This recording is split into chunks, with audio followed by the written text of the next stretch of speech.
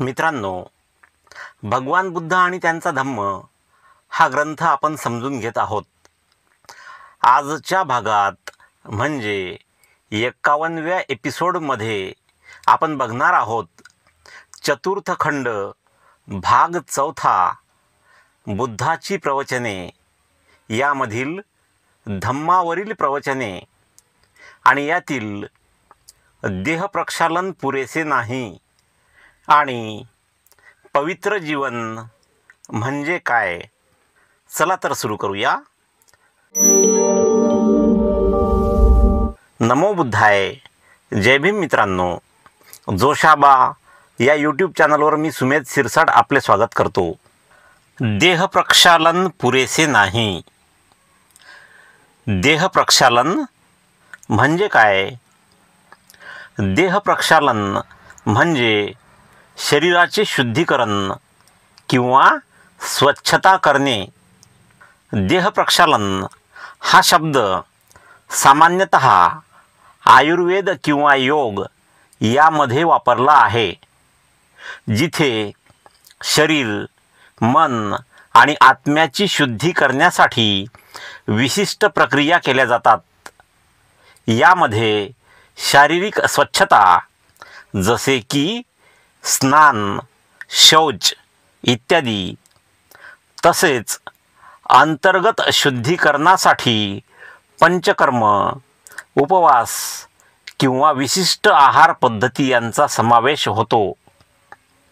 आयुर्वेदात देह प्रक्षालनामध्ये वमन म्हणजेच उलटी, बस्ती म्हणजे एनिमा अशा प्रक्रियांचा समावेश होतो, ज्या शरीरातील विषारी द्रव्ये म्हणजेच टॉक्सिन्स बाहेर काढण्यासाठी केल्या जातात. याचा उद्देश शरीराला निरोगी ठेवणे किंवा रोगप्रतिबंधक शक्ती वाढवणे हा आहे. असे देह प्रक्षालन पुरेसे नाही. एकदा भगवंत श्रावस्ती येथे राहत होते. भगवान बुद्ध श्रावस्ती येथे राहत होते. संडगाख नावाचा ब्राह्मणही तेथे राहत होता. तो स्नानवादी होता. जो संडगाख नावाचा ब्राह्मण श्रावस्ती येथे राहत होता, तो स्नानवादी होता. स्नानवादी म्हणजे काय? स्नान म्हणजे आंघोळ आणि अशा आंघोळीला महत्त्व देणारा म्हणजे स्नानवादी. हा संडगाख नावाचा ब्राह्मण स्नानवादी होता, म्हणजेच आंघोळीला महत्त्व देणारा होता आणि जलप्रक्षालनाने स्वतःला शुद्ध करण्याच्या आचाराचे तो अवलंबन करीत असे. जलप्रक्षालन म्हणजे काय? जलप्रक्षालन म्हणजे आयुर्वेद आणि योगामध्ये वापरली जाणारी एक शुद्धीकरण प्रक्रिया, ज्यामध्ये पाण्याचा वापर करून शरीर, विशेषतः पाचन तंत्र स्वच्छ केले जाते. ही प्रक्रिया सामान्यतः शंख प्रक्षालन किंवा लघुशंख प्रक्षालन या नावाने ओळखली जाते. यामध्ये कोमट पाण्यामध्ये मीठ मिसळून ते पिणे आणि विशिष्ट योगासने करून आतड्यातील विषारी द्रव्ये, मल आणि इतर अशुद्धी बाहेर काढल्या जातात. कोमट पाण्यात साधारणतः 1 लिटर पाण्यात 1 किंवा 2 चमचे मीठ मिसळले जाते. हे पाणी पिण्यास योग्य आणि कोमट असावे. रोगी किंवा साधक थोड्या थोड्या अंतराने हे मीठ मिसळलेले पाणी पितो. अशा जलप्रक्षालनाने स्वतःला शुद्ध करण्याच्या आचाराचे तो अवलंबन करीत असे. जलप्रक्षालनाची प्रक्रिया तो दररोज करीत असे. रात्रंदिवस स्नान करणे, आंघोळ करणे हा त्याचा स्वभाव झाला होता. एकदा महास्तवीर आनंद सकाळच्या प्रहरी चिवर धारण करून भिक्षापात्र आणि एक चिवर घेऊन श्रावस्तीत भिक्षेसाठी निघाला. श्रावस्तीत फिरून मिळविलेली भिक्षा खाल्ल्यावर तो भगवंताच्या बाजूला अभिवादन करून बसला आणि म्हणाला, भगवान, ह्या श्रावस्तीत संडगाख नावाचा स्नानवादी ब्राह्मण असून स्नानाने स्वतःला शुद्ध बनविण्याच्या कर्मात तो मग्न असतो. रात्रंदिवस स्नानापलीकडे आंघोळीपलीकडे त्याला काही दिसत नाही. भगवंतांनी करुणा करून त्या संडगाख ब्राह्मणाची भेट घेतली तर बरे होईल. भगवंतांनी करुणा करून, करुणा म्हणजे सर्व प्राणीमात्रांना वेदनेपासून, दुःखापासून मुक्त करण्याची माणसाच्या मनातील इच्छा. थोडक्यात सर्व प्राणीमात्रांविषयीची दयाभावना म्हणजे करुणा. अशी दयाभावना करून, करुणा करून भगवंतांनी त्या ब्राह्मणाची भेट घेतली तर बरे होईल. भगवान बुद्धांनी आपल्या मौनाने त्याला संमती दर्शविली. काहीही न बोलता मौनाने शांत राहून आनंदाला संमती दर्शविली. दुसऱ्या दिवशी सकाळी भगवंत चिवर चढवून एक चिवर आणि भिक्षापात्र हाती घेऊन त्या संडगाख ब्राह्मणाच्या घराकडे निघाले. तेथे जाऊन ते आसनावर बसले. भगवान बुद्ध आसनावर बसले. संडगाख ब्राह्मण भगवंतांजवळ आला. भगवान बुद्धांजवळ आला. त्याने त्यांचे स्वागत केले. त्या ब्राह्मणाने भगवान बुद्धांचे स्वागत केले आणि कुशल प्रश्न विचारल्यानंतर त्यांच्या बाजूला बसला. तो स्थानापन्न झाल्यावर भगवंतांनी त्याला विचारले. भगवान बुद्धांनी त्या ब्राह्मणाला विचारले, ब्राह्मणा, लोक म्हणतात तू स्नानवादी असून रात्रंदिवस स्नान करून स्वतःला शुद्ध बनविण्याचा प्रयत्न करीत आहेस. हे खरे आहे का? भगवान बुद्धांनी ब्राह्मणाला विचारले. लोक म्हणतात तू स्नानवादी आहेस, म्हणजेच स्नानाला, आंघोळीला खूप महत्त्व देणारा आहेस. रात्रंदिवस स्नान करून स्वतःला शुद्ध बनविण्याचा प्रयत्न करीत आहेस. हे खरे आहे का? श्रमण गौतम, त्या ब्राह्मणाने उत्तर दिले, श्रमण गौतम, हे सर्व खरे आहे, सत्य आहे. भगवान बुद्धांनी त्याला विचारले, मग हे ब्राह्मणा, हे स्नानव्रत धरून तू काय मिळवणार आहेस? हे स्नानव्रत धरून, स्नानव्रत म्हणजे काय? स्नानव्रत म्हणजे स्नानाचे म्हणजेच आंघोळीचे व्रत, आणि व्रत म्हणजे धार्मिक, आध्यात्मिक किंवा वैयक्तिक उद्देशाने स्वीकारलेला संकल्प किंवा नियम म्हणजे व्रत, ज्यामध्ये विशिष्ट काळासाठी काही नियमांचे पालन केले जाते. मराठी आणि भारतीय संस्कृतीत व्रताचा अर्थ सामान्यतः उपवास, संयम किंवा विशिष्ट धार्मिक कृतींशी संबंधित आहे.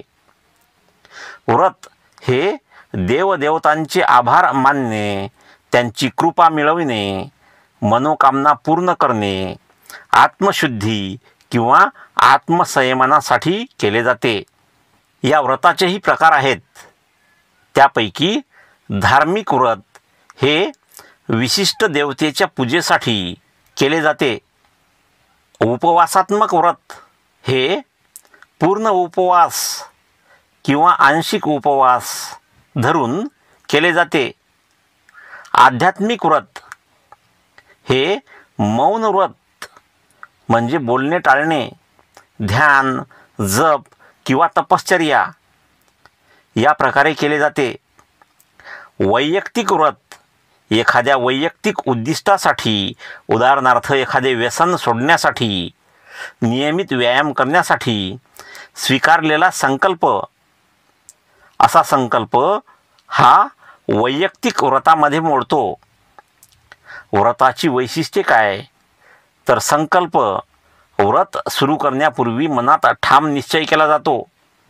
व्रतादरम्यान विशिष्ट आहार, पूजा, दान, संयम किंवा वर्ज्य गोष्टींचे पालन केले जाते. या व्रताचा कालावधी 1 दिवस, आठवडा, महिना किंवा दीर्घकाळसुद्धा असू शकतो. व्रताचा उद्देश मनोकामना, पापमुक्ती, आत्मशुद्धी किंवा ईश्वराशी जवळीक असे असू शकतात.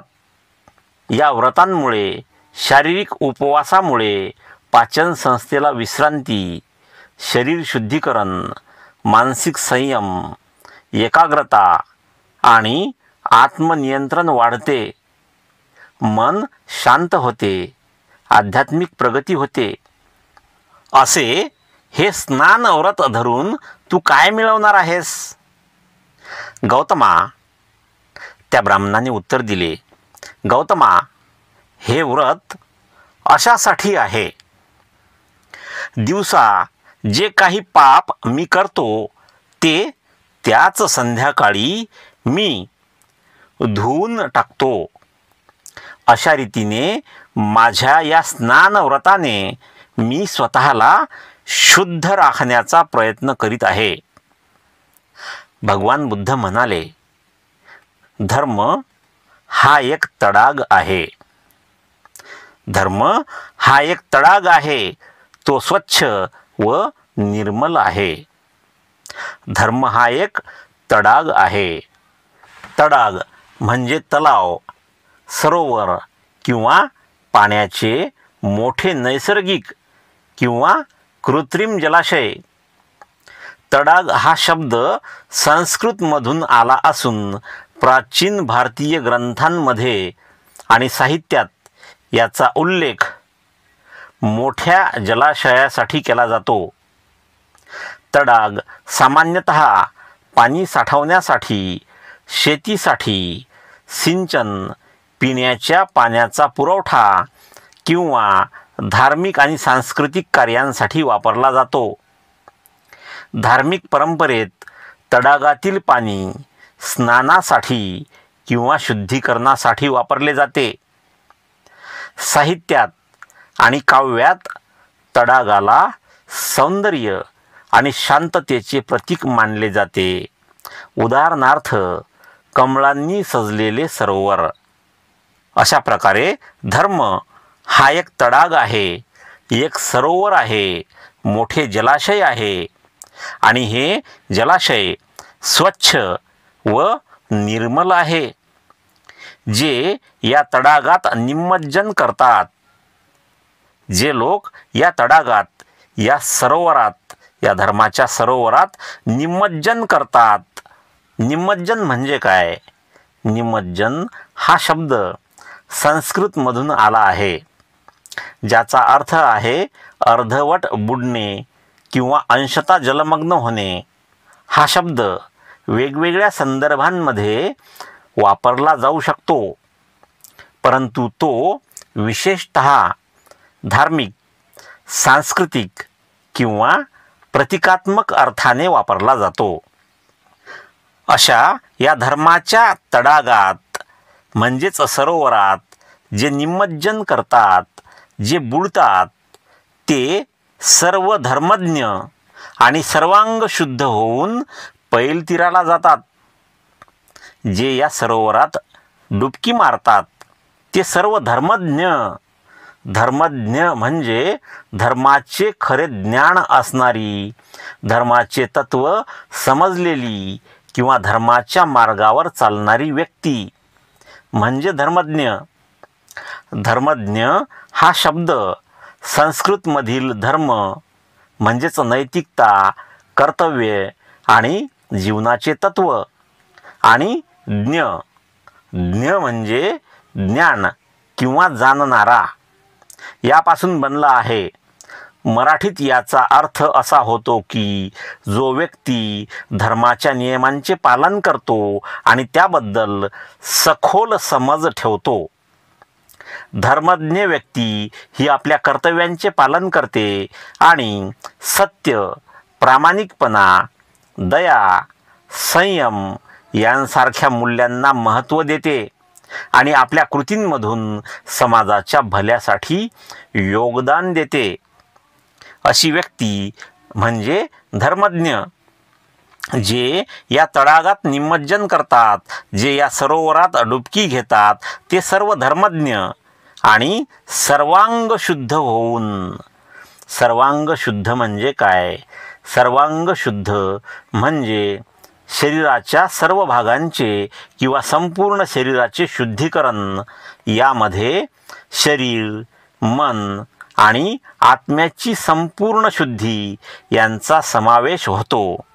जे या धर्माच्या सरोवरात डुबकी मारतात ते सर्व धर्मज्ञ आणि सर्वांग शुद्ध होऊन पैलतीराला जातात.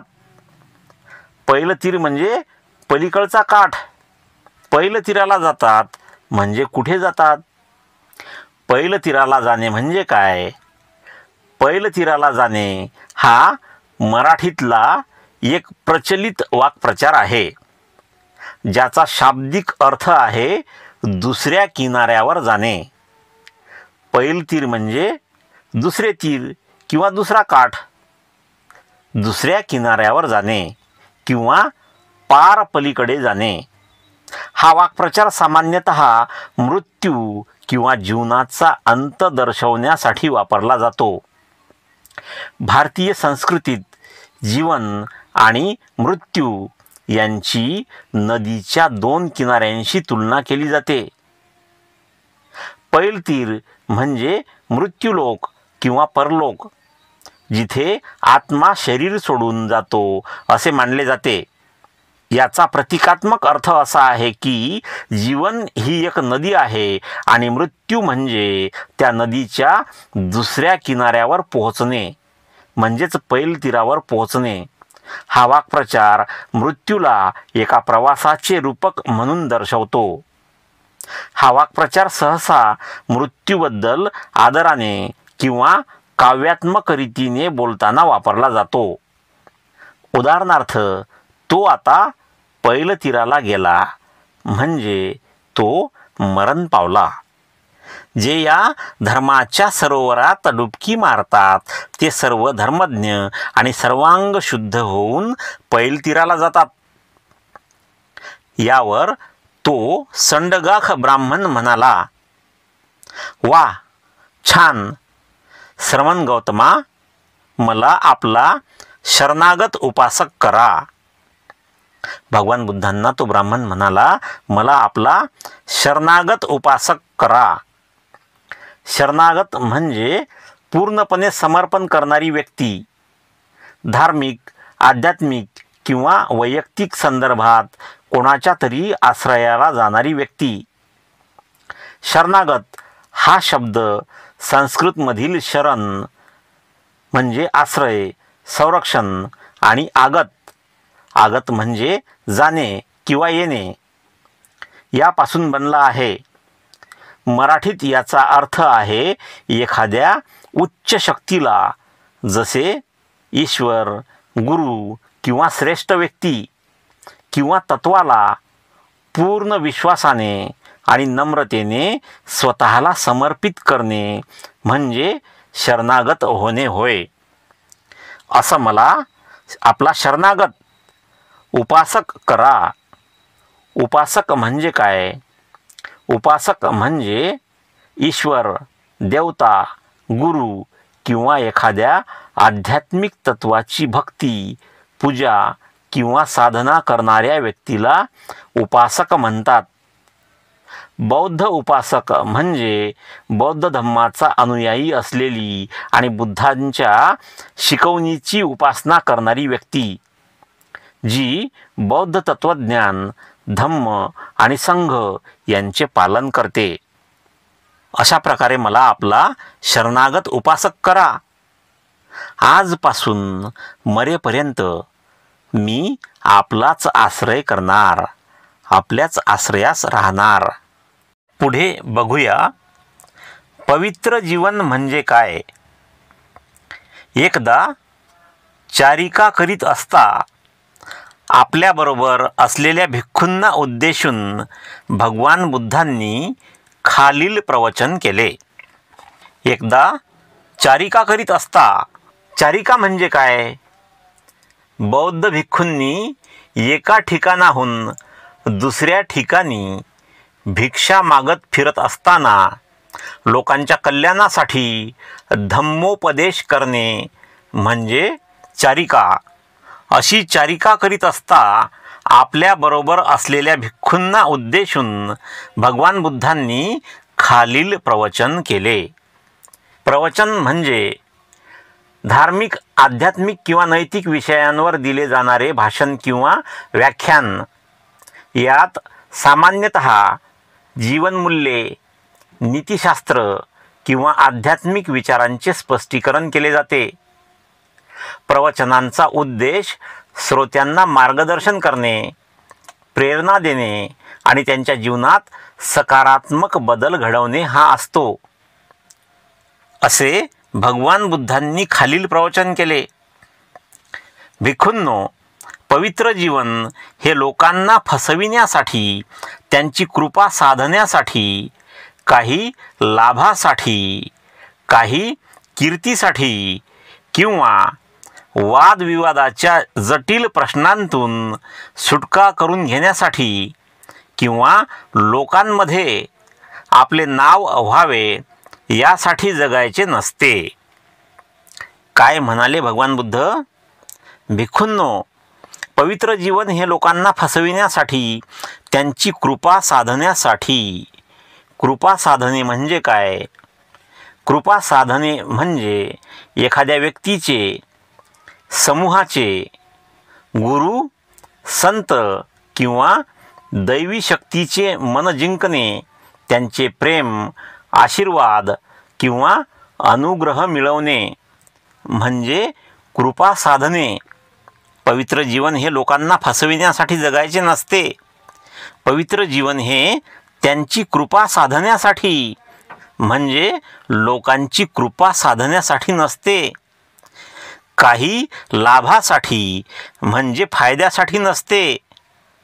पवित्र जीवन काही कीर्तीसाठी, प्रसिद्धीसाठी नसते किंवा वादविवादाच्या जटिल प्रश्नांतून सुटका करून घेण्यासाठी पवित्र जीवन जगायचे नसते किंवा लोकांमध्ये आपले नाव व्हावे, आपले नाव मोठे व्हावे यासाठी पवित्र जीवन जगायचे नसते. भिक्खू हो, शरीर आणि वाणी यांचे नियंत्रण करण्यासाठी कोणत्याही प्रकारची अशुद्धता, आसक्ती आणि तृष्णा यांपासून विमोचन करण्यासाठी हे पवित्र जीवन जगायचे असते. शरीर आणि वाणी यांचे नियंत्रण करण्यासाठी शरीराच्या हालचाली आणि आपले बोलणे यांवर नियंत्रण करण्यासाठी पवित्र जीवन जगायचे असते. कोणत्याही प्रकारची अशुद्धता म्हणजे शारीरिक, मानसिक किंवा आध्यात्मिक स्तरावर असलेली अपवित्रता, दोष किंवा मनातील नकारात्मकता. अशी अशुद्धता. आसक्ती म्हणजे एखाद्या व्यक्ती किंवा वस्तूविषयी विशेष ओढ किंवा लोभ असणे, अशी आसक्ती. आणि तृष्णा म्हणजे तहान किंवा एखाद्या गोष्टीच्या प्राप्तीसाठी मनातील तीव्र इच्छा म्हणजे तृष्णा. अशी तृष्णा यांपासून विमोचन करण्यासाठी हे पवित्र जीवन जगायचे असते. यांपासून विमोचन करण्यासाठी. विमोचन म्हणजे काय?